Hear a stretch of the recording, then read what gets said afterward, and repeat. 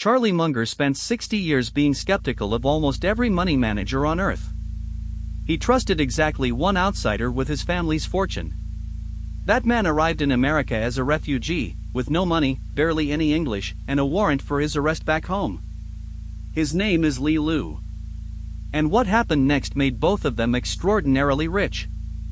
Here's what makes this story matter to you.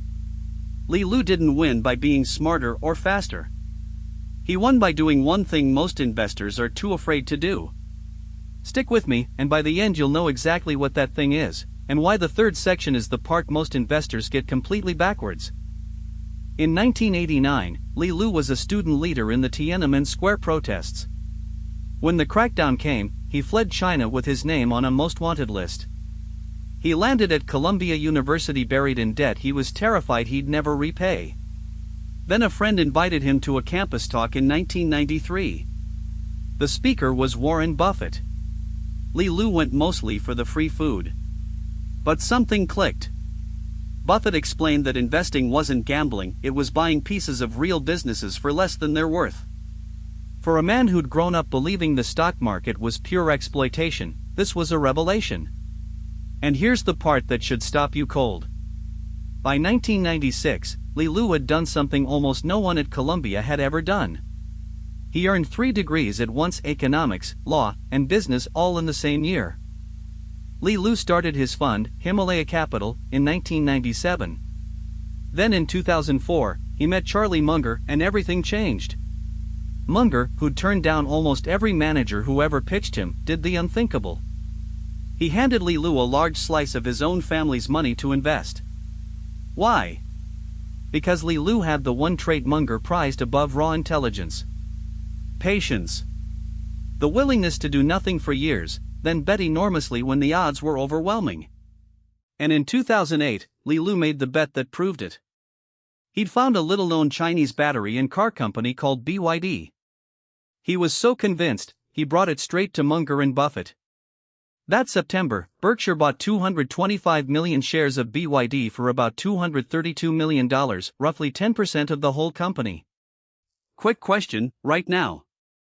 If your most trusted analyst brought you one idea and staked their reputation on it, would you bet big or diversify to feel safe?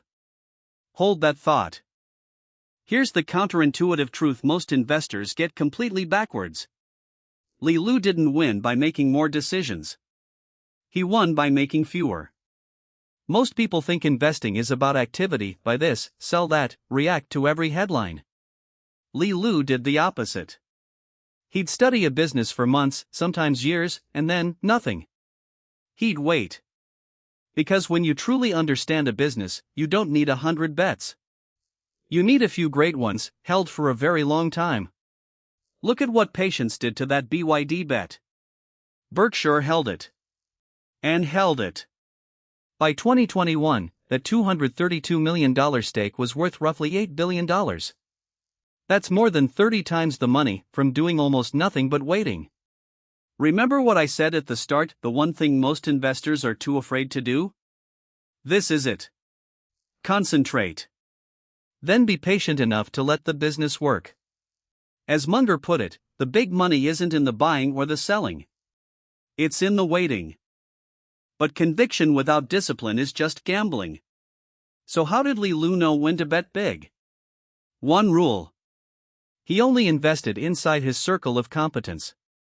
He'd tell you plainly, if he couldn't explain a business to himself in simple terms, he wouldn't touch it, no matter how exciting the story. This is why he could stomach a concentrated portfolio. He wasn't guessing. He knew these businesses better than most of the people running them. And that's the quiet lesson. His edge wasn't a secret formula or a supercomputer. It was the discipline to stay inside what he understood, buy it cheap, and wait. Reportedly, that discipline compounded his investors' money at around 30% a year for 2 decades, a record that rivals Buffett himself. Remember the refugee with nothing? He didn't out-hustle the market. He outweighted it. That's the whole secret. The investor who understands 3 businesses deeply will beat the one who chases 30 businesses shallowly, every single time.